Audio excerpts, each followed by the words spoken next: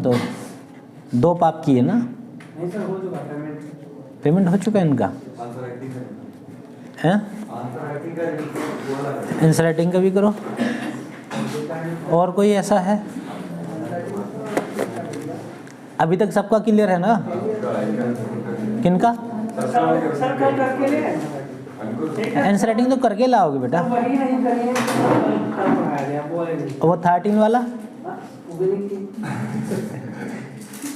कर कुछ नहीं रहे, कर ये भी नहीं किया, वो नहीं करके लाए। अगर आप लोग छुट्टी लेते हो, एप्लीकेशन देते हो, तो आंसर राइटिंग तो करके लाओगे ना। ये क्या है?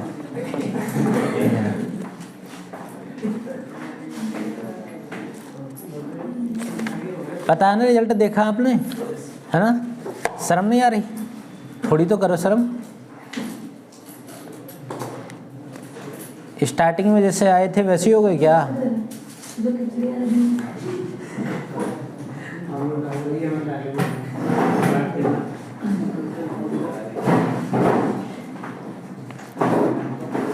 एडवांस में डालना बेटा किसके?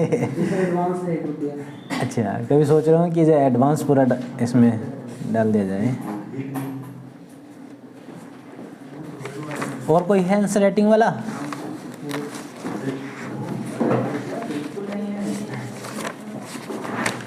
हाँ, अब तो लग रहा कुछ वजन है। ठीक है। स्वीटी जोन जी,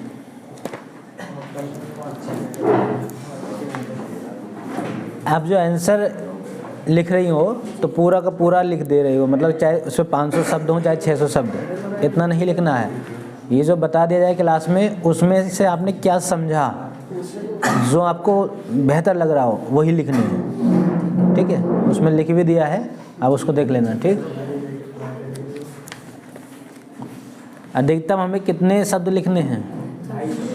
200, ज़्यादा हो जाए तो जो अगर 150 मांगता तो उसमें अगर 155 भी हो रहा है, 160 भी हो रहा है, कोई दिक्कत नहीं है। ठीक है।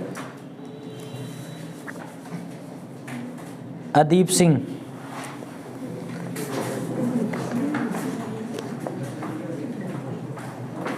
क्या रहा भाई? ईमानदारी से बताना, दिक्कत है कुछ? तो कहाँ ध्यान दे रहे हो? गलत है, बहुत गलत। किसी और एग्ज़ाम की तैयारी करो तो वो कर लो, क्यों दिक्कत आएगी? एक न एक को तो छोड़ना पड़ेगा, चाहे घर वाली या बाहर वाली। समझ रहे हो? तो लालच में ना रहो बेटा, किसी न किसी एक पे पूरा फोकस कर लो। इस पर फोकस था तो रैंक कौन सी आती थी? तीसरी रैंक तक आ जाती थी, और सबसे नीचे पायदान पे हो आज, पता है ना? जाओ, इस बच्चे की तीसरी रैंक आती थी और सबसे नीचे है। मैं तो कॉपी चेक करके चौंक गया कि इतने नीचे। ये तो पढ़ाई से मन उब गया। तो कोई भी ये नहीं है कि पढ़ाई कोई भी टफ है, ना पढ़ने वाले के लिए हर जगह टफ है। अगर आप पढ़ोगे ही नहीं बिल्कुल भी, तो आसान सा विषय भी आपके लिए बहुत भारी हो जाएगा, बहुत मुश्किल हो जाएगा। इसमें सुधार कीजिए बेटा। लक्ष्मी दीक्षित, तेजी से आते रहो, ठीक है? और सुधार कीजिए, सोया कम कीजिए क्लास में। शिवानी मिश्रा, गाने पे कम फोकस करो, ठीक है? हाँ, पढ़ाई पे फोकस करो। कोमल द्विवेदी, रूटीन में आ जाइए बेटा, ठीक है? कौशल निषाद, ईमानदारी से बताना, नकल तो नहीं की थी सच में? हाँ, नकल नहीं की थी ना? बढ़िया, परफॉर्मेंस ठीक है, पहले से तो काफ़ी ठीक है। आंसर राइटिंग में जो लिखा काफ़ी अच्छा, और कर लेना, ठीक है? नहीं, मतलब पास तो हो ही गए हो ना? पास तो हो ही गए। अनन्या यादव, सुधार कीजिए, ठीक है? काफ़ी कम है। स्नेहा पांडे, दोनों आसपास में बैठी थी क्या? हाँ, तो सुधार कीजिए, आंसर पूरा पूरा लिखा करो। अरुण वाजपेयी।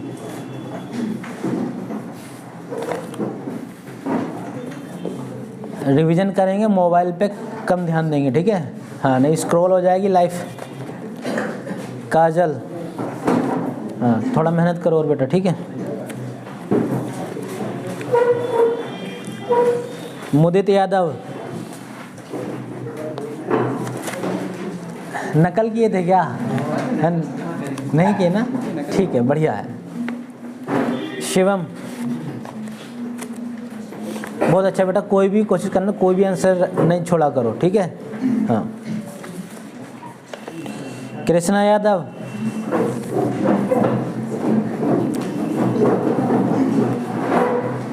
जो सोचा था इस बार वो नहीं किया, ठीक है। आपने क्वेश्चन तो किए हैं पर कहीं कहीं जो है पूरा क्वेश्चन मिस ही कर दिया, आधा रखा ले। हाँ, कॉपी क्या हुआ था? कॉपी जल्दी ले ली थी आपने बताया था तो सब नहीं, टाइम तो 1.5 घंटा था ना। हाँ, तो और ज़्यादा टाइम दे देते आपको, 10 मिनट।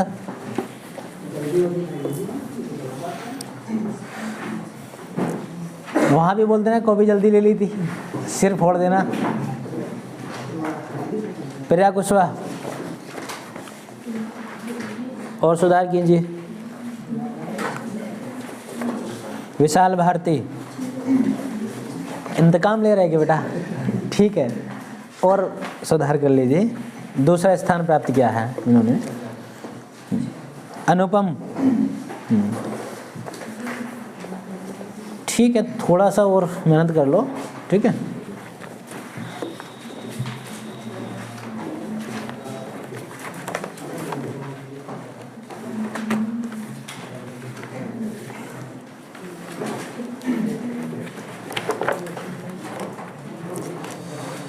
तो शीतलहर की आप लोग की छुट्टी कर दी जाए क्या?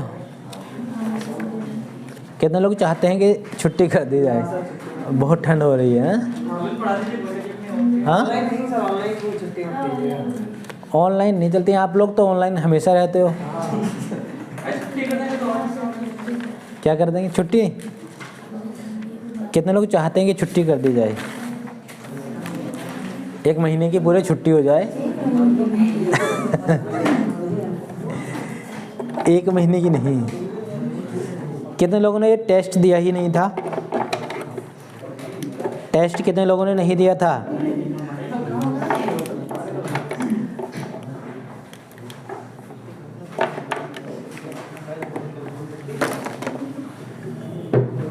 कोई है ऐसा जिसने टेस्ट नहीं दिया था? उस दिन एप्लीकेशन थी आपकी सबमिट या नहीं? सबमिट थी, अच्छा ठीक है। और सबने टेस्ट दिया? चलो ठीक है।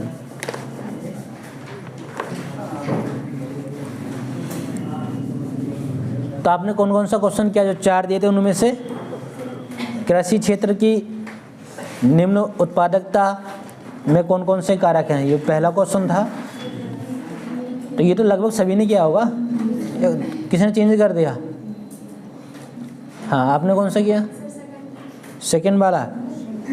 उपाय बताइए, कृषि उत्पादकता को बढ़ाने के लिए आप किन उपायों का सुझाव देंगे? चलो ठीक है। और कोई? तीसरा वाला क्या है किसी ने? तीसरा वाला। चौथा?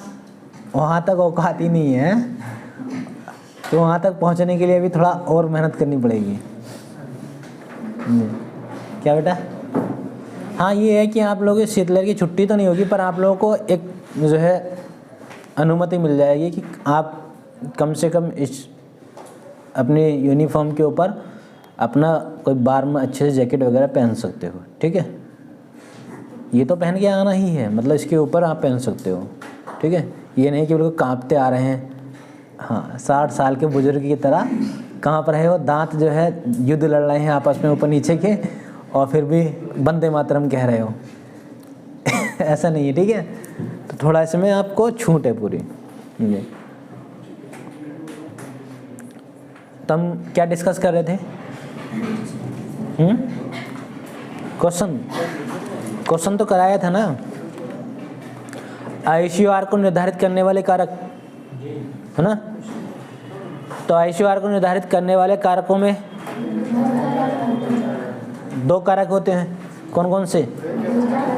एक बहिर्जात, दूसरा अंतर्जात।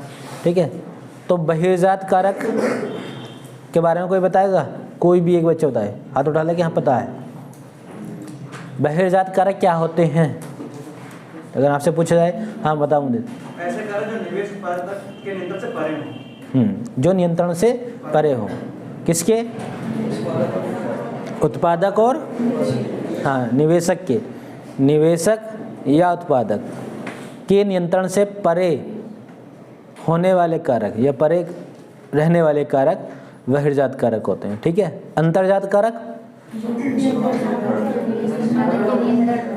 हाँ जो निवेशक उत्पादक के नियंत्रण में हो। ठीक है, दोनों कारक हो गए। जैसे बताया था, उदाहरण की अगर बात करें, अंतर्जात कारक की अगर बात करें तो आप इसका उदाहरण क्या दोगे? उदाहरण बताओ। श्रम की उत्पादकता, पूंजी की उत्पादकता, ठीक है, प्रबंधन की उत्पादकता या गुणवत्ता। श्रम की उत्पादकता भी कहीं ना कहीं निर्धारित करेगी अंतर्जात कारक को। ठीक है, पूंजी की उत्पादकता, अगर आपके पास अच्छा श्रम है, अच्छा श्रम करते हैं, लेबर है आपके पास, टीम है, तो उसमें क्या है आपका जो अंतर्जात कारक है, ठीक है, तो वो प्रभावी होगा। इसका मतलब ये है कि आप कहीं ना कहीं ICOR को बढ़ा सकते हो, कहीं ना कहीं अगर आपके कम है तो आप कम भी कर सकते हो। ठीक है, ऐसे बाह्य कारक की अगर बात करें तो बाह्य कारक की अगर बात करें तो उसका उदाहरण क्या? बोलो। शासन की सेवाएं, ठीक है, जिसमें सामान्य सेवाएं या फिर नीतिगत परिवेश या नीतिगत सेवाओं की बात होती है। दूसरा बुनियादी ढांचा सेवाएं, इसमें तो आप जो है कुछ कर नहीं सकते ना, इसमें तो सारा जो नियंत्रण है आपके हाथों में है नहीं, सीधे शासन के हाथों में पहुंच गया। ठीक है, अब बात कर लेंगे आगे।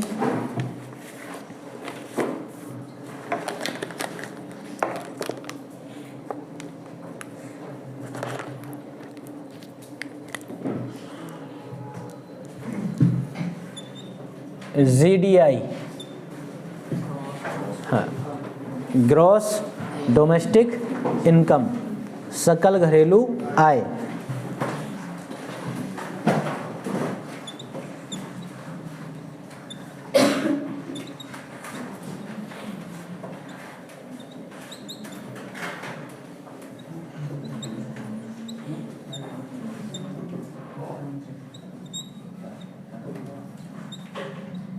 सकल घरेलू आय।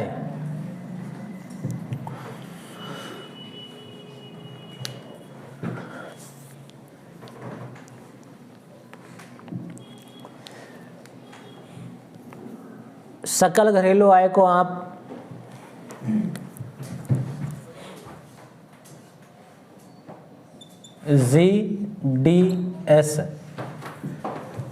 GDS मतलब ग्रॉस डोमेस्टिक सेविंग, सकल घरेलू बचत।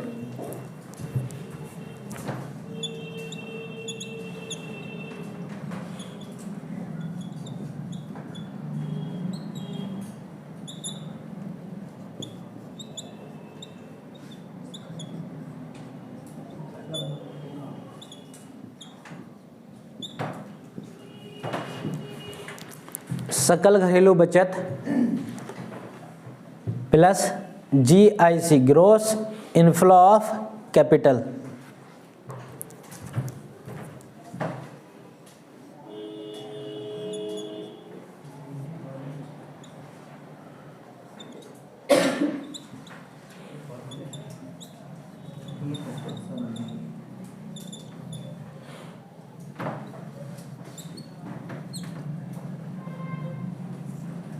ग्रॉस इनफ्लो ऑफ कैपिटल,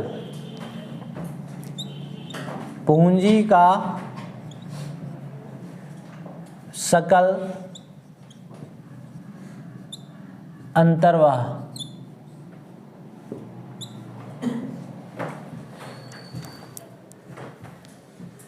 तो एक फॉर्मूला बन गया GDI is equal to GDS plus GIC, मतलब सकल घरेलू आय बराबर होती है सकल घरेलू बचत और पूंजी का सकल अंतर्वाह के योग के। सर अंतर्वाह अंतर्वाह मतलब ये कि जो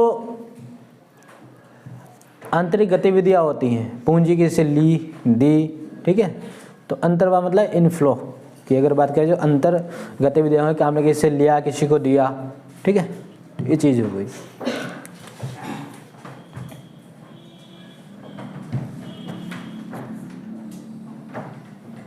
तो एक फॉर्मूला हो गया।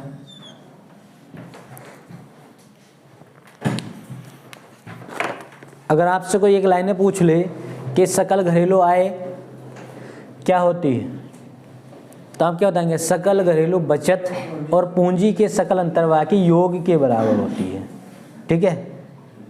अगर आपसे ये कह ले कि सकल घरेलू आय कब बढ़ेगी, तो आपको क्या बताएंगे कि सकल घरेलू बचत अगर बढ़ेगी तो ये आय भी बढ़ेगी, अगर ये बढ़ेगा तो ये भी बढ़ेगी, नहीं, ठीक है। आगे अभी देखते हैं, एक एक इसका टर्म समझ लेंगे। इससे पहले ये चीज़ समझ लीजिए कि जो निवेश है, सकल घरेलू निवेश है, तो कैसी अर्थव्यवस्था में बढ़ता है और कैसी अर्थव्यवस्था में घटता है या कम होता है, ठीक है। मतलब निवेश, साधारण शब्दों में समझ लीजिए कि निवेश कैसी अर्थव्यवस्था में बढ़ेगा और कैसी अर्थव्यवस्था में घटेगा। अगर अर्थव्यवस्था मुक्त होगी, खुली अर्थव्यवस्था होगी, तो वहाँ पर निवेश की मात्रा कम होगी या ज़्यादा होगी? ज़्यादा होगी, ठीक है। और जहाँ पर बंद अर्थव्यवस्था होगी वहाँ पर निवेश हो सकता है बराबर हो या कम हो, ठीक है, हो सकता है बराबर हो या कम हो। तो इन दोनों बातों को पहले लिख लेंगे, लिख लीजिए।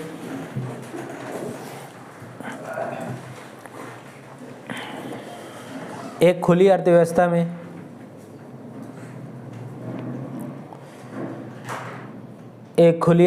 में ही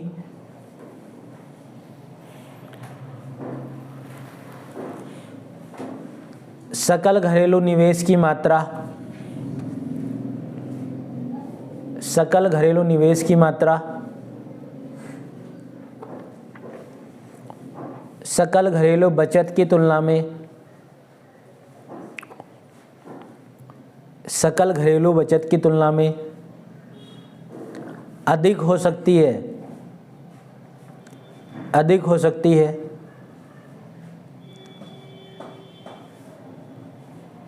बंद अर्थव्यवस्था में ऐसा नहीं हो सकता, बंद अर्थव्यवस्था में ऐसा नहीं हो सकता। पैरा चेंज कर लेंगे। बंद अर्थव्यवस्था में सकल घरेलू निवेश की मात्रा, सकल घरेलू निवेश की मात्रा या तो सकल घरेलू बचत के बराबर हो सकती है या उससे कम हो सकती है। सकल घरेलू निवेश की मात्रा या तो सकल घरेलू बचत से के बराबर हो सकती है या उससे कम हो सकती है।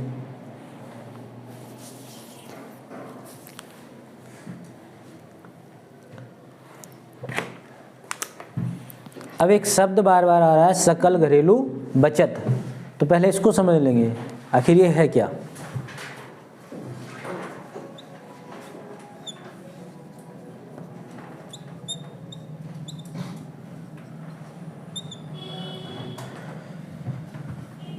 GDS ग्रॉस डोमेस्टिक सेविंग, तो सकल घरेलू बचत को समझ लेंगे। ऊपर हेडिंग इसको डाल लीजिए चाहे ऐसे, ठीक है।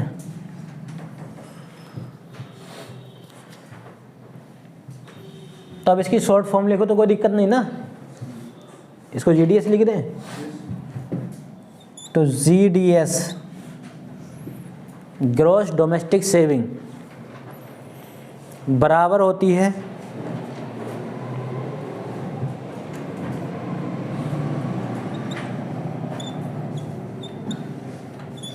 कुछ लोग मुंह को देख रहे हैं कि हिंदी में लिख क्यों ना देते हो, तो हिंदी में लिख देंगे, ठीक है।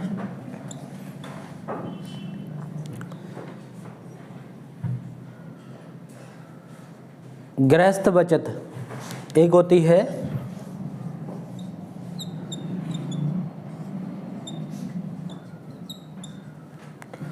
हाउस होल्ड सेविंग, जो आप घरों में आमतौर पर बचत करते हो, चाहे वो किसी गुल्लक का सहारा लो, चाहे छिपा के रखो, चाहे अपना बैंक खाता या जहाँ भी अपना रखो घरेलू बचत, तो house hold saving.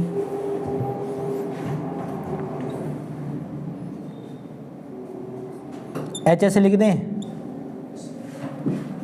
House hold saving लिख लो, इंग्लिश में भी स्पेलिंग बता देंगे नहीं तो।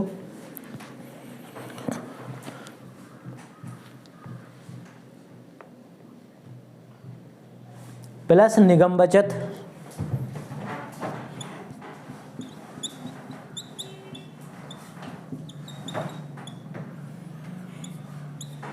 कॉर्पोरेट सेविंग CS और सरकारी बचत।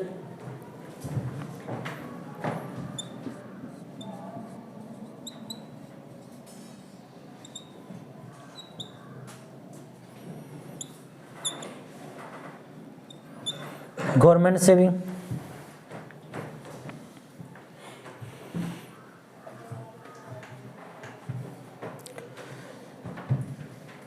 तो GDS is equal to HS plus CS plus GS। इसका मतलब सकल घरेलू बचत किसके बराबर होती है, किसकी योग के बराबर होती है, तो गृहस्थ बचत, निगम बचत और सरकारी बचत की योग के बराबर होती है।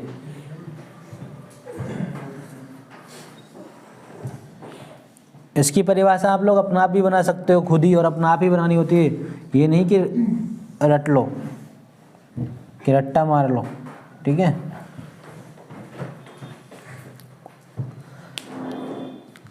आपसे अगर कोई पूछे कि सकल घरेलू बचत क्या होती है तो क्या बताएंगे, बोलो जल्दी तेजी से। गृहस्थ बचत, निगम बचत और सरकारी बचत के योग के बराबर, ठीक है। ये तो फॉर्मूले के अनुसार हो गया। अब इनको समझ लेंगे आखिर है क्या, ठीक है, इनको समझना भी जरूरी है। देखिए एक इसमें शब्द इस्तेमाल हुआ है निगम बचत, ठीक है। तो इस निगम बचत को समझ लेंगे, गृहस्थ बचत और सरकारी बचत खुद ही समझ में आ जाएगी कि आखिर है क्या है निगम बचत।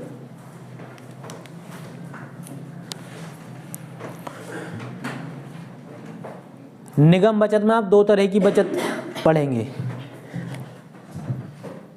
इसी में आप दो तरह की बचत देख लेंगे। एक तो गृहस्थ बचत भी इसी में रहेगी, आइए बताएं कैसे।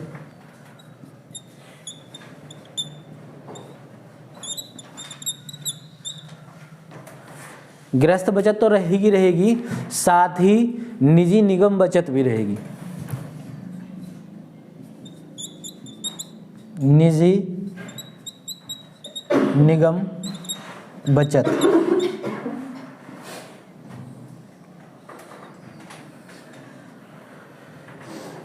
ऐसे ही एक होता सार्वजनिक निगम बचत, ये तो निजी निगम बचत हो गया। दूसरा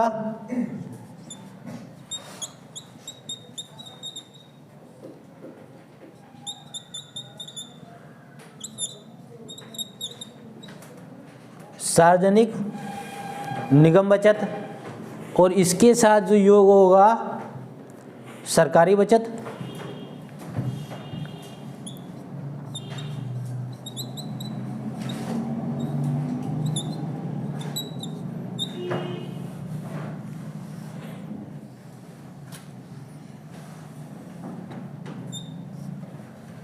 प्लस इन सब का योग, प्लस इन सब का योग।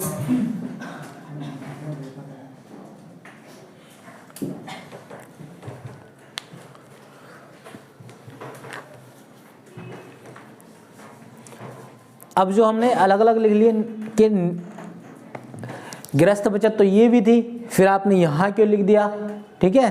फिर निजी निगम बचत ये क्या होती है, सार्वजनिक निगम बचत आपने क्या बता दिया है, सरकारी बचत क्या होती है, ठीक है।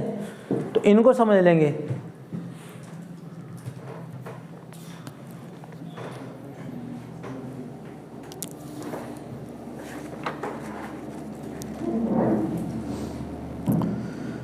तो सबसे पहले देख लें गृहस्थ बचत। तो गृहस्थ बचत में ये है कि आम लोगों द्वारा या मतलब घरों में, परिवारों में जो है बचाई गई धनराशि, आम लोगों द्वारा या आपके परिवार घरों में बचाई गई धनराशि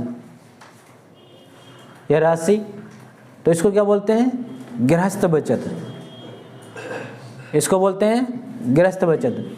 और वहीं अगर बात करें हम ये निजी निगम बचत की, तो इसमें आप कहेंगे कि जो निजी उत्पादन संस्थाओं द्वारा, निजी उत्पादन संस्थाओं द्वारा होता है कि जिसकी अपने प्राइवेट अपना कंपनी है, फैक्ट्रियाँ हैं, ठीक है, तो जो उनके द्वारा की गई बचत उसको आप क्या बोलोगे, निजी निगम बचत में रखेंगे, उसको आप निजी निगम बचत में। सार्वजनिक निगम बचत में आएंगी जो सरकार, जो सरकारी हैं, जो प्रशासनिक संस्थाएं हैं, जो प्रशासनिक संस्था है उनके द्वारा की गई बचत वो सार्वजनिक निगम बचत में आएगी, उनके द्वारा की गई बचत वो सार्वजनिक निगम में आएगी। सरकारी बचत की अगर बात करें, सरकारी बचत की अगर बात करें तो इसमें जो है कि जो सरकारी कंपनियां हैं, ठीक है, सरकारी कंपनियां हैं, तो इसमें सरकारी कंपनियों द्वारा की गई बचत, ये सरकारी कंपनियों द्वारा की गई बचत लिख लेते हैं, तब और क्लियर हो जाएगा। एक एक पॉइंट को लिख लो, ठीक है, इसमें लिख लीजिए।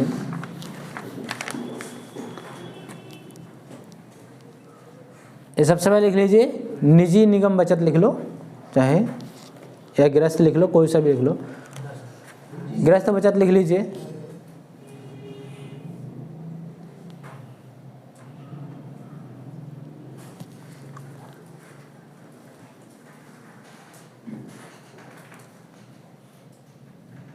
इसमें लिखिए आम लोगों द्वारा, आम लोगों द्वारा अर्थात लोगों के परिवारों द्वारा,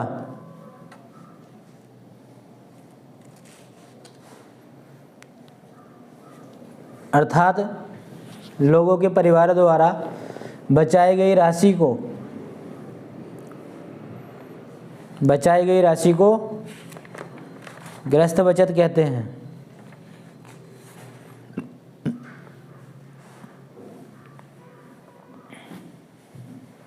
दूसरा बिंदु लिख लीजिए निजी निगम बचत,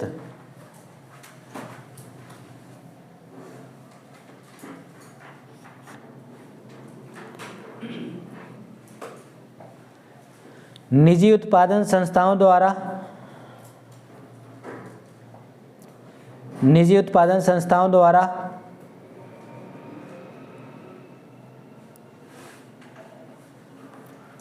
बचत की गई राशि को निजी निगम बचत कहते हैं। निजी उत्पादन संस्थाओं द्वारा बचत की गई राशि को निजी निगम बचत कहते हैं। तो गृहस्थ बचत में और निजी निगम बचत में कौन सी बचत दिख रही है, निजी या सार्वजनिक? निजी दिख रही है, तो आप इसको इसीलिए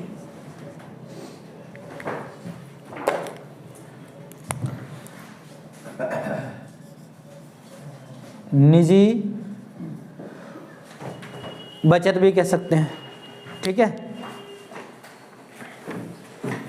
अब आ जाइए सार्वजनिक निगम बचत।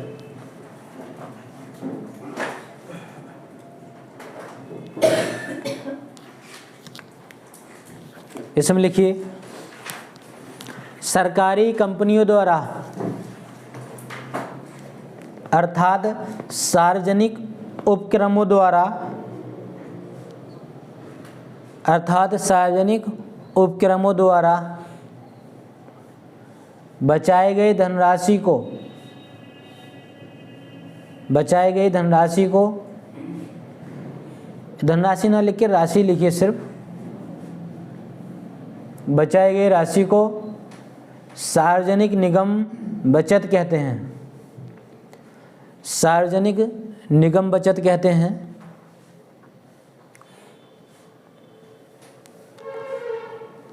अब क्या बचा है? सरकारी बचत। तो सरकारी बचत में लिख लीजिए, सरकार की प्रशासनिक संस्थाओं द्वारा,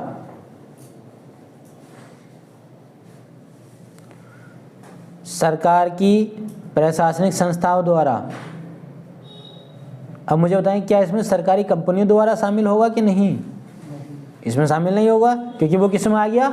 सार्वजनिक निगम बचत में आ गया।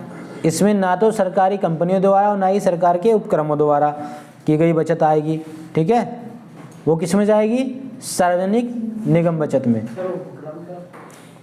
जैसे मान लीजिए बैंक हो गए, ठीक है, हाँ, तो सरकार की प्रशासनिक संस्थाओं द्वारा, ब्रैकेट में आप लिख लीजिए, न कि सरकारी कंपनियों द्वारा, न कि सरकारी कंपनियों द्वारा बचाई गई राशि को सरकारी बचत कहते हैं, बचाई गई राशि को सरकारी बचत कहते हैं। तो इसमें मुख्यतः किसके द्वारा बचत हो रही है? सार्वजनिक या सरकार की के द्वारा बचत हो रही है? सार्वजनिक की बचत हो रही है। तो आप इसको किस रूप में लिखोगे? सार्वजनिक में। आप इसको बोलोगे ये है सार्वजनिक बचत। और निजी बचत ये किसके द्वारा होती है? निजी कंपनियों के द्वारा। ठीक है, तो निजी बचत ये मतलब गृहस्थ बचत और निजी निगम बचत को आप ये कह सकते हैं कि इसमें मुख्यतः निजी कंपनियों द्वारा बचाई गई धनराशि शामिल होती है, राशि शामिल होती है। ठीक है, बचाई गई राशि शामिल होती है। तो निजी बचत में आप निजी कंपनियों द्वारा या परिवार के लोगों द्वारा, ठीक है, आम लोगों द्वारा बचाई गई। सार्वजनिक बचत में सरकार के उपक्रम तो है ही शामिल, जो कि सार्वजनिक निगम बचत में। दूसरा कि यहाँ प्रशासनिक संस्थाओं को के द्वारा बचाई गई राशि शामिल है इसमें। तो कुल मिला के ये है कि निगम बचत का मतलब ये है कि निगम बचत, गृहस्थ बचत और निजी निगम बचत दोनों का ही एक रूप है। यहाँ सार्वजनिक निगम बचत और सरकारी बचत इन दोनों का ही एक रूप है। यही तो बात हो गई। ठीक है, इसको मतलब ये कि आप अलग अलग नहीं लिख सकते हो, आप इसको अलग अलग, जैसे तेल और पानी को मिलाएंगे तो आपको दिखेगा कि अलग अलग उनकी लेयर हो जाती है। ठीक है, अलग अलग लेयर हो जाती है, पर दोनों लिक्विड फॉर्म में आपको नज़र आएंगे। जी, आप देखोगे कि इसलिए पानी में अगर आपने पेट्रोल डाला तो उस पर आग भी लगा सकते हैं। ठीक है, फॉर्म तो एक ही है पर आप उसमें आग भी लगा सकते हो। तो इसमें क्या है, दूर से व्यक्ति को देखेगा कि हाँ मिल गया, घुल गया इसमें, दरअसल वो मिला घुला होता नहीं है। ठीक है, तो ऐसे ही आप गृहस्थ बचत प्लस निगम बचत प्लस सरकारी बचत का योग जो है वो दर्शाता है सकल घरेलू बचत को। सकल का मतलब यह है कि पूरा, ठीक है, संयुक्त पूरा। ठीक है, घरेलू मतलब जो आपके आंतरिक बचत हो, आंतरिक मामलों, चाहे वो परिवार से हो, चाहे कि सरकारी कंपनी के द्वारा हो, चाहे निजी उपक्रमों के द्वारा हो, चाहे सरकारी उपक्रमों के द्वारा बचत जो सेविंग हो रही है। ठीक है, तो सकल घरेलू बचत बराबर होती है गृहस्थ बचत, निगम बचत और सरकारी बचत के योग के। अगर एक लाइन में ये पूछे तो ये इसलिए डिटेल में बता दिया ताकि आपको पता होना चाहिए। अगर आपसे ये पूछ ले कि निगम बचत में कौन कौन सी बचत शामिल है, तो आप क्या बताओगे कि निगम बचत में हम दो तरीके से बता सकते हैं कि एक तो गृहस्थ बचत भी इसी में शामिल आई होगी, जिसके साथ निजी निगम बचत। भाई किसी की अगर प्राइवेट फैक्ट्री है तो उसको आप ये थोड़ी ना कहोगे कि तेरी गृहस्थ बचत अलग है क्या, उसको ये थोड़ी ना कहोगे कि आपकी गृहस्थ बचत अलग है क्या, या आपकी गृहस्थ बचत बताइए कितनी है। जो उसने निजी कंपनियों से, अपनी प्राइवेट कंपनियों से पैसा कमाया तो वही उसकी गृहस्थ बचत भी है और वही उसकी निजी बचत भी है। ऐसी जो सरकार द्वारा है, ये थोड़ी ना कहो कि आपने एक सरकारी उपक्रमों द्वारा पैसा कमाया और दूसरा प्रशासनिक संस्थाओं द्वारा, तो है तो पैसा किसका, सरकार का ना, सार्वजनिक बचत है। तो इसलिए ये दोनों अलग अलग बता दिए डिटेल में, ठीक है। तो ये आपको समझने के तौर पर है कि हाँ वाकई में ये निगम बचत को हम किन किन रूपों में दिखा सकते हो। आप फॉर्मूला सीधा ये याद रखेंगे, GDS बराबर होता है HS + CS + GS के, ठीक है। अब इसको क्लियर कर लेते हैं, लिख लेते हैं इसमें स्पष्टीकरण, इसका लिख लीजिए स्पष्टीकरण।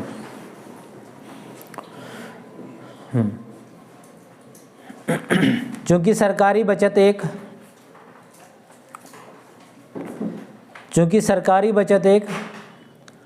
ऋणात्मक राशि है,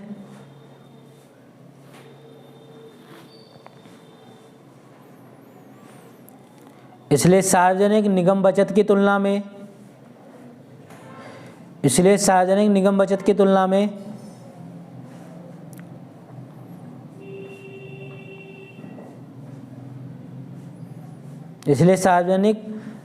बचत की तुलना में सार्वजनिक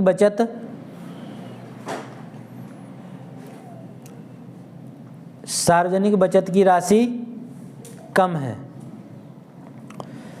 सार्वजनिक बचत की राशि कम है। दूसरा लिखेंगे इसका बिंदु, सरकार की निगम बचत की तुलना में सार्वजनिक बचत की राशि कम है। हाँ वही बताएंगे, आगे लिखो। सरकार की ऋणात्मक बचत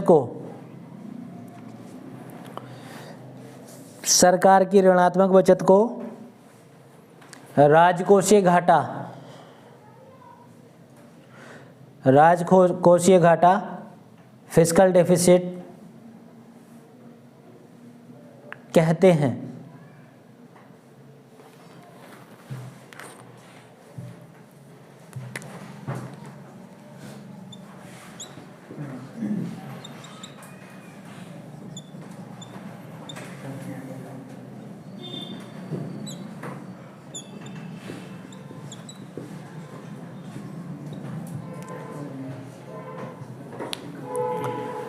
राजकोषीय घाटा कहते हैं।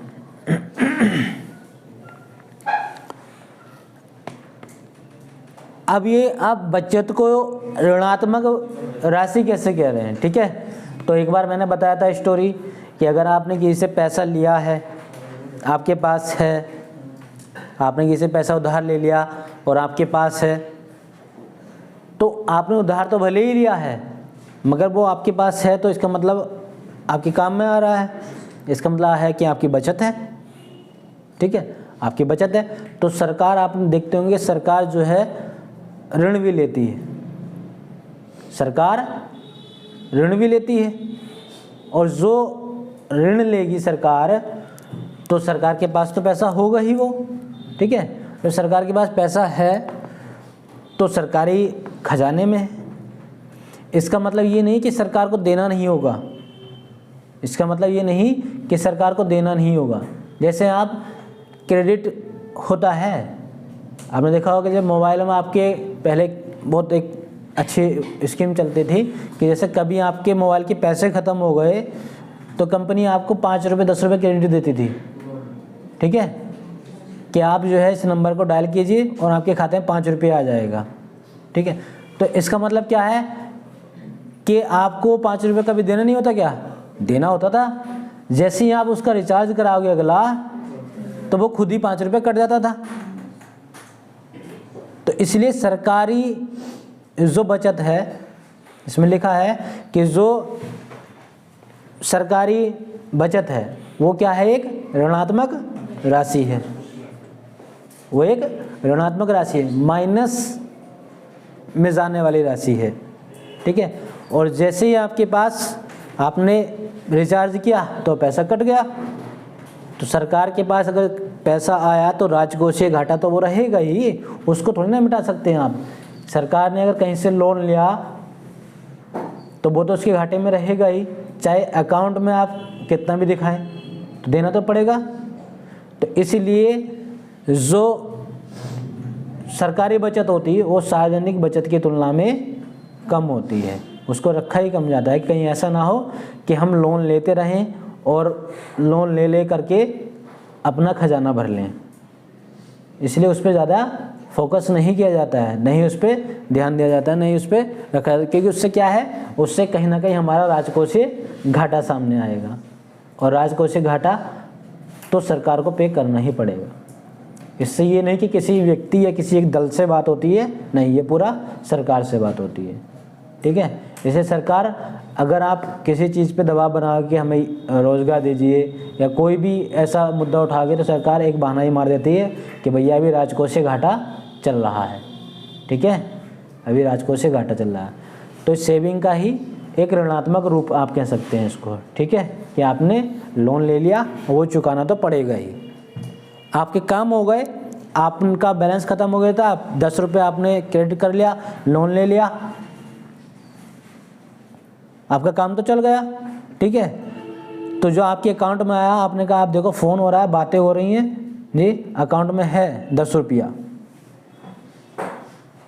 जब वो आपने पूरा समाप्त कर दिया, उसके बाद तो आप रिचार्ज कराओगे ना, उसके बाद रिचार्ज कराना होता है, और जैसे आप रिचार्ज कराओगे सबसे पहले वो आपसे काट लिया जाएगा। तो यही क्या है, इसलिए सरकारी बचत पे कम जो है लोग अपना, या सरकार जो है उसको एक ऋणात्मक राशि के रूप में ही रखती है कि यह लगी रहे तो बेहतर है, ठीक है। खैर आगे देख लेंगे इसको फॉर्मूले के अकॉर्डिंग, जो आपको बताया था कि अगर सकल घरेलू आय हमें बढ़ानी है तो हमें क्या करना पड़ेगा, सकल घरेलू बचत इसको बढ़ाना पड़ेगा, इसको बढ़ाना पड़ेगा, ठीक है। आगे लिख लीजिए, फिस्कल डेफिसिट को हम एफडी भी लिख सकते हैं कि नहीं, शॉर्ट फॉर्म में, ठीक है।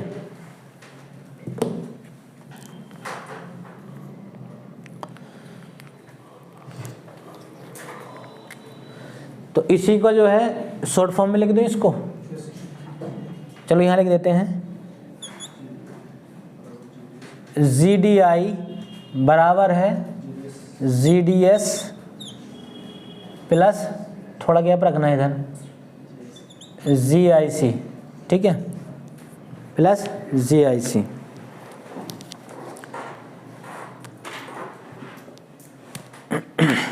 अब बताइए हमारा GDS सकल घरेलू बचत अगर बढ़ेगा, अगर हम इसको बढ़ाएंगे,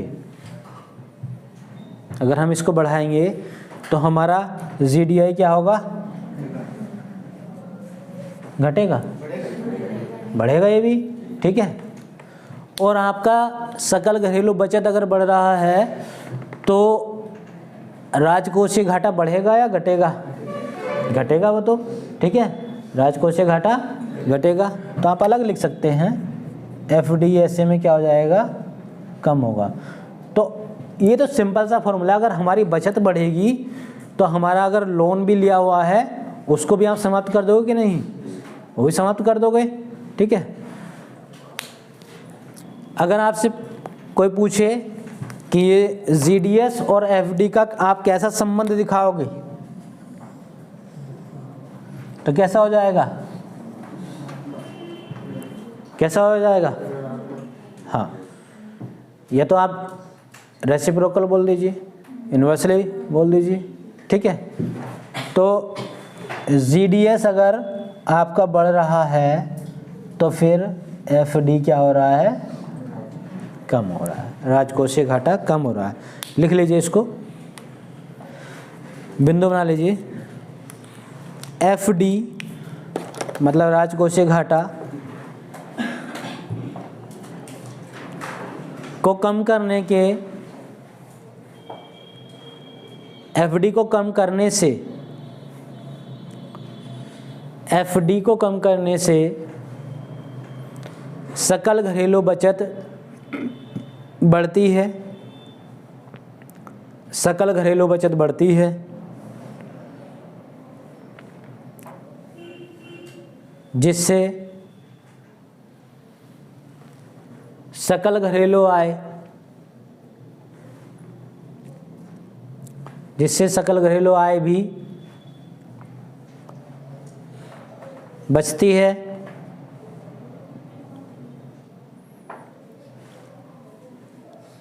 और अंत तक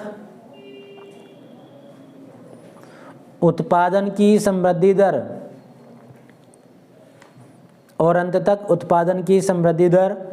बढ़ने लगती है और अंत तक उत्पादन की समृद्धि दर बढ़ने लगती है।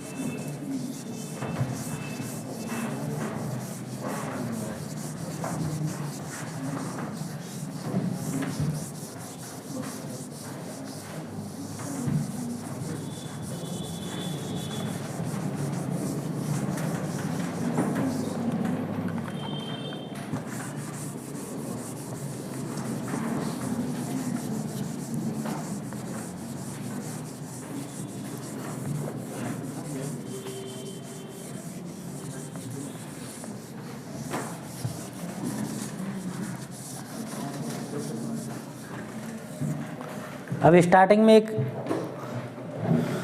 आपको शब्द बताए थे, एक तो निर्माण और दूसरा विनिर्माण, ठीक है।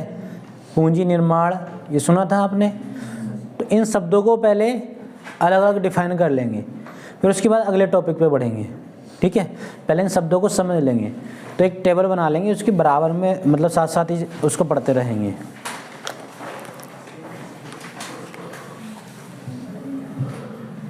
एक तरफ आप निर्माण, कंस्ट्रक्शन, इंग्लिश में आप इसका अनुवाद करेंगे तो कंस्ट्रक्शन,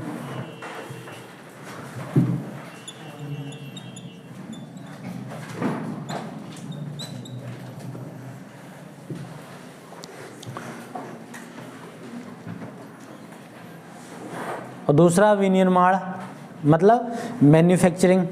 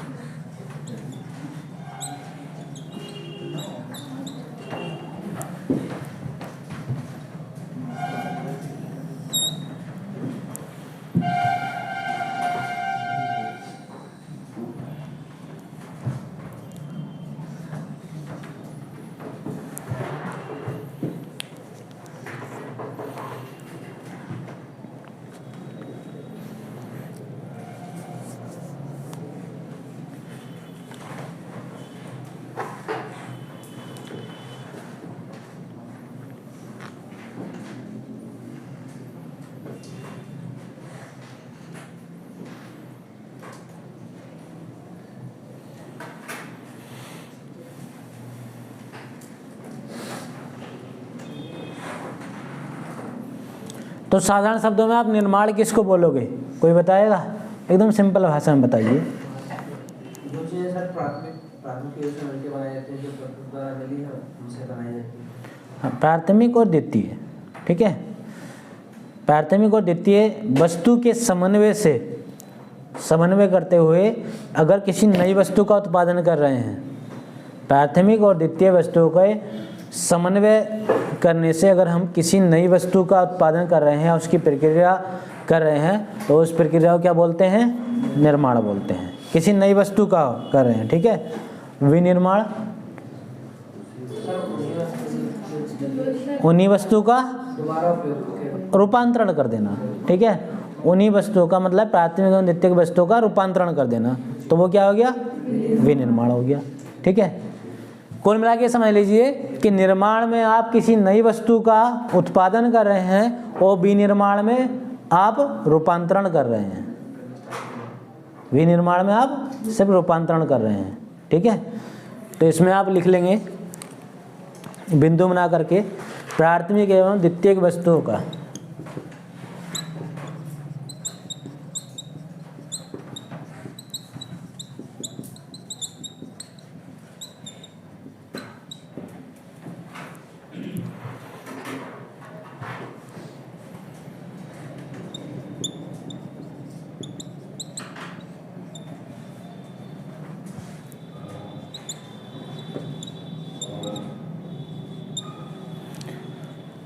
प्राथमिक एवं द्वितीयक वस्तुओं का समन्वय करते हुए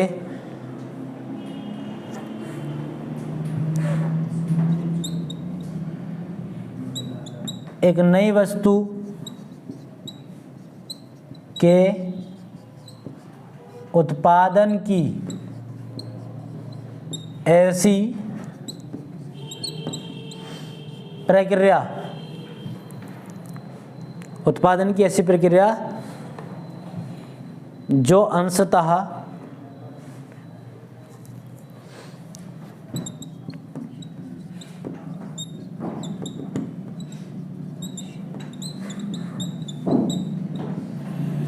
उत्क्रमणीय हो एवं अंशतः अनुत्क्रमणीय हो,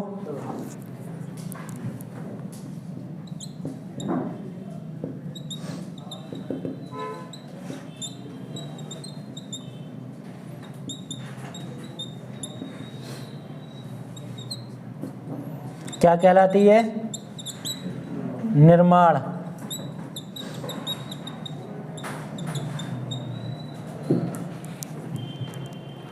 या प्रोसीजर में हो या रिवर्स प्रोसीजर में हो, ठीक है। कहने का मतलब है कि नई चीज़ होनी चाहिए, नई वस्तु का निर्माण होना चाहिए। और वही विनिर्माण में आप लोगों ने क्या बताया?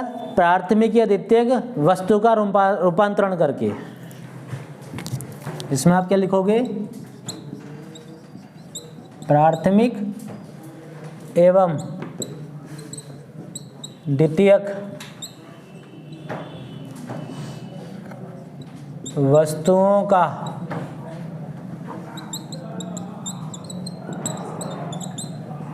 रूपांतरण करके,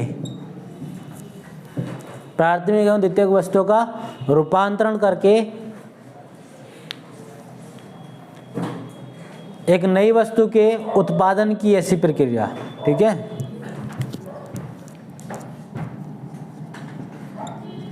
एक नई वस्तु के उत्पादन की ऐसी प्रक्रिया जो पूर्णतः अनुक्रमणीय हो,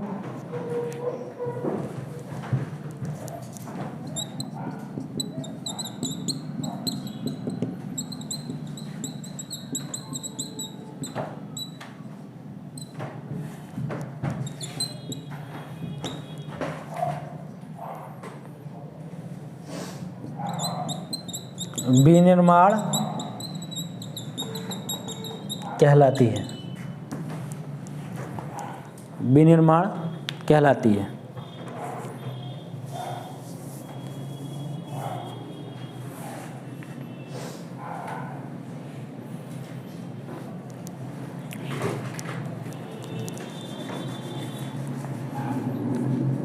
अब ये जो हमने साधारण शब्दों में परिभाषा लिखी, ये कोई किताब उताब में नहीं है कि कहीं किसी ने प्रमाणित किया हो इस तरह से, ठीक है।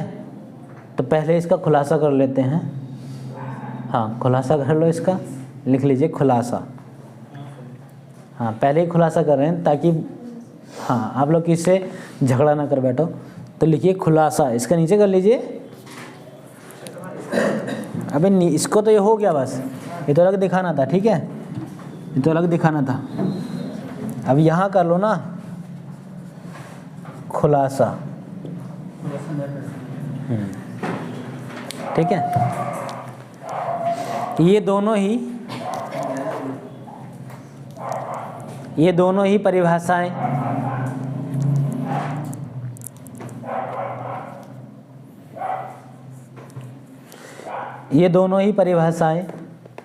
शब्दकोशीय परिभाषाएं नहीं हैं, शब्दकोशीय परिभाषाएं नहीं हैं।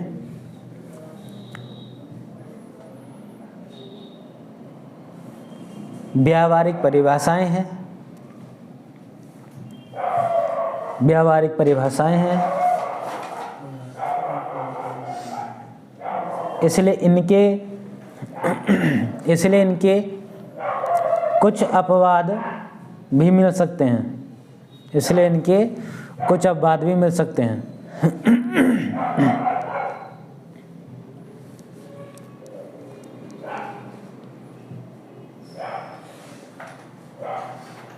ठीक है, जैसे आप इसी में देख लो कि उसमें लिखा है कि अगर प्राथमिक एवं द्वितीय वस्तु के रूपांतरण करके, तो रूपांतरण करोगे तो वही वस्तु तो वही रहेगी। अगर उसमें लिख दिया कि एक नई वस्तु के उत्पादन, मगर उसका रूप तो क्या हो गया, नया हो गया ना, ठीक है, नया रूप हो गया उसका। तो यही है कि अगर आपसे कोई कहे कि आपने ये लिखा है फिर ये कैसे कर दिया, तो कहो कि भाई खुलासा भी कर रहा हूँ मैं, ठीक है, तो उसको खुलासा भी कर दो, मतलब बचत रहेगी। ठीक, ऐसे ही अब शब्द देख लेंगे, खनन और उत्खनन क्या होता है, ठीक है।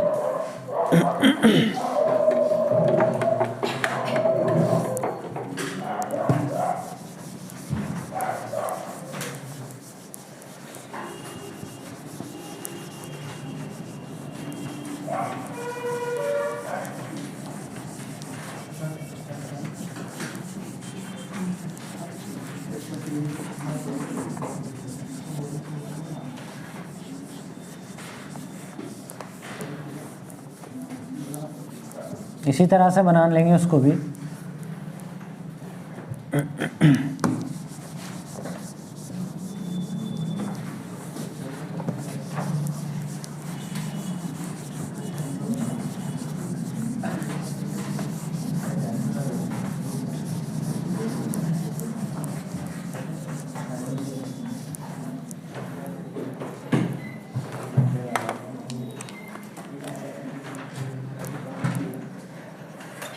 अब डिस्कस कर लेंगे खनन, माइनिंग,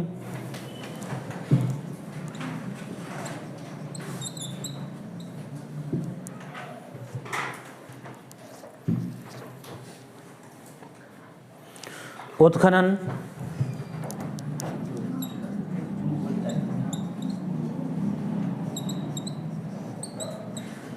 क्वेरिंग,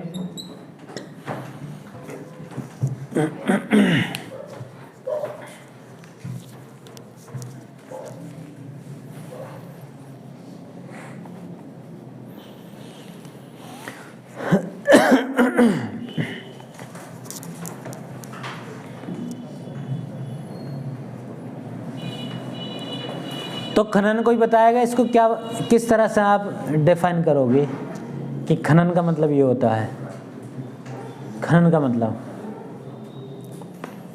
अच्छा, खनन के एक साधारण शब्द बताइए, इसका दूसरा पर्यायवाची को बता सकता है कि खनन से मतलब क्या होता है। खुदाई मतलब खोदना, ठीक है।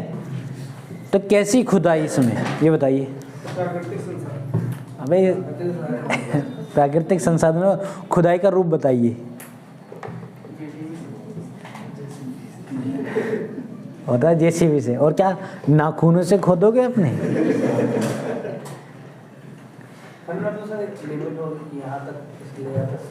हाँ, धीरे धीरे पहुंच रहे हो, सही बताइए। और बताइए आगे। खनन में आप ये कहेंगे कि खनिज की लंबवत खुदाई, ठीक है, खनिज की लंबवत खुदाई।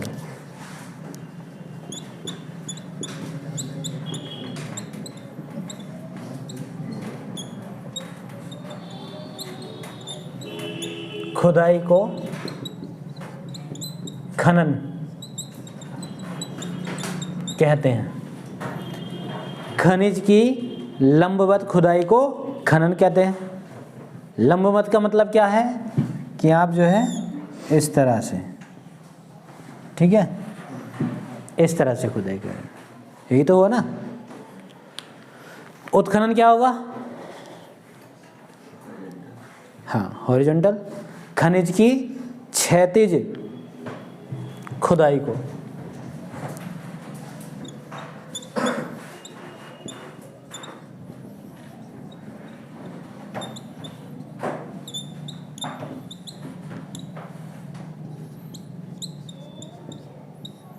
उत्खनन कहते हैं। क्षैतिज मतलब इस तरह से, ठीक है।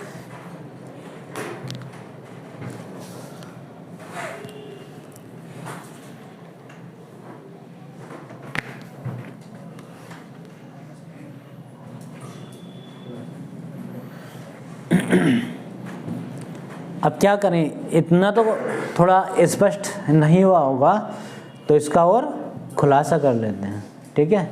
इसका खुलासा कर लेते हैं। तो इसी में लिख लो, बाहर ना लिखो, अभी बंद ना करो, इसी में लिख लो, अंदर ही कर लो इसी में। हाँ, तो इसी में यहीं पे अपना खुलासा लिख लीजिए। पहले खनन का लिखिए। धात्विक खनिज भारी होते हैं। धात्विक, थोड़ा ज्योग्राफी में पहुंच जाएंगे। धात्विक खनिज भारी होते हैं, इसलिए हमारी पृथ्वी के निर्माण के दौर में, इसलिए हमारी पृथ्वी के निर्माण के दौर में भूपर्पटी के निचले तह में, भूपर्पटी के निचले तह में, सतह में जमा हो गए,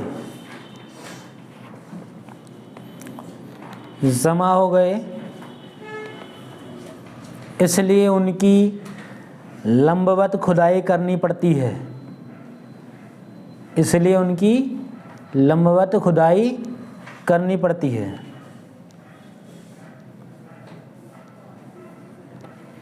तो ये क्या है कि अगर हम धात्विक खनिजों को प्राप्त करेंगे, उनका उपभोग करेंगे, तो उसके लिए हमें क्या करना पड़ेगा? लंबवत खुदाई करनी पड़ेगी, क्योंकि वो गहराई में है, ठीक है, अधिक गहराई में है। अब आ जाइए उत्खनन वाले में। हाँ, इसका खुलासा कर लो, इसका भी, ठीक है। जो खनिज हल्के तत्वों से बने हैं, जो खनिज हल्के तत्वों से बने हैं, वो भूपर्पटी के ऊपरी परत पर पाए जाते हैं।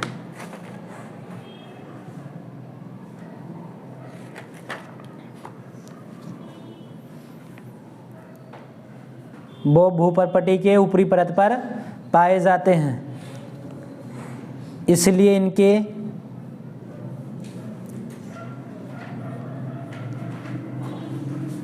लंबवत खुदाई की ज़रूरत नहीं पड़ती। इसलिए इनके लंबवत खुदाई की ज़रूरत नहीं पड़ती। तो कौन सी खुदाई होती है इनके लिए? क्षैतिज खुदाई होती है। क्रस्ट मेंटल कोर, ये तो पढ़ा होगा ना आप लोगों ने ज्योग्राफी में। हाँ, तो क्रस्ट की बात हो रही है।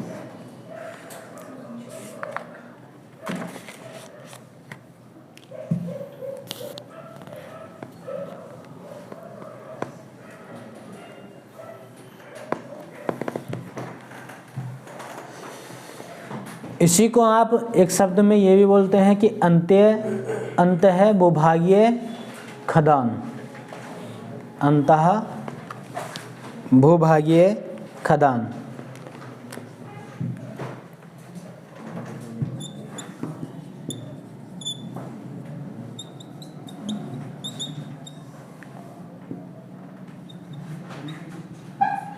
खदान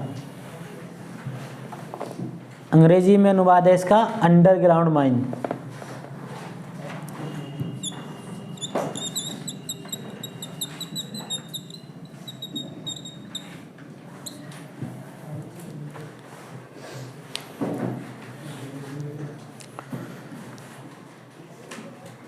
और 36 का मतलब ये है कि खुले मुंह या सांचे वाला खदान।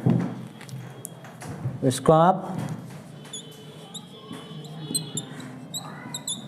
खुले मुंह या सांचे वाला खदान। ओपन माइन या ओपन कास्ट माइन।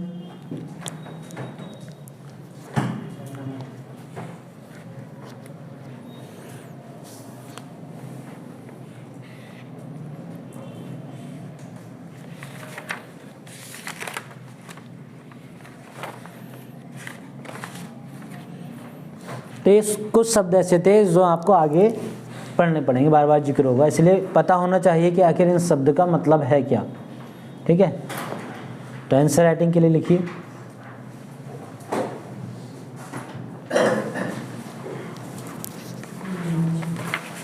लिखिए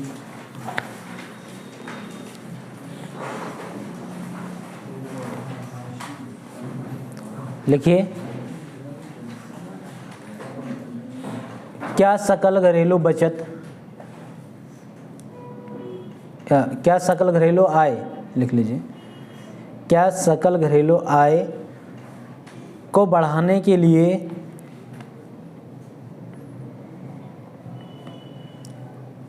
सकल घरेलू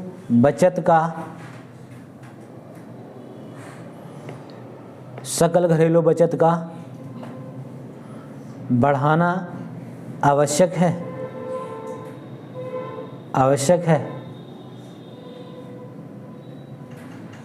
या राजकोषीय घाटा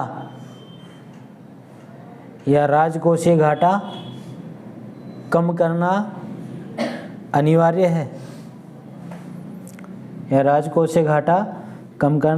है, या दोनों प्रक्रियाएं, या ये दोनों प्रक्रियाएं।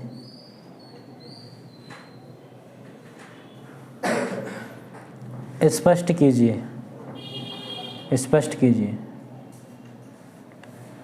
ठीक है, ये तो कर लेंगे ना, फॉर्मूले को ठीक से समझ गए तो ये कर लेंगे एक एक डेफिनेशन में। ठीक है, राजकोषीय घाटा कम हो रहा है तो इसका मतलब अच्छी बात है या बुरी बात है? अच्छी बात हो रही है तो ठीक है। आज यहीं पर समाप्त करते हैं।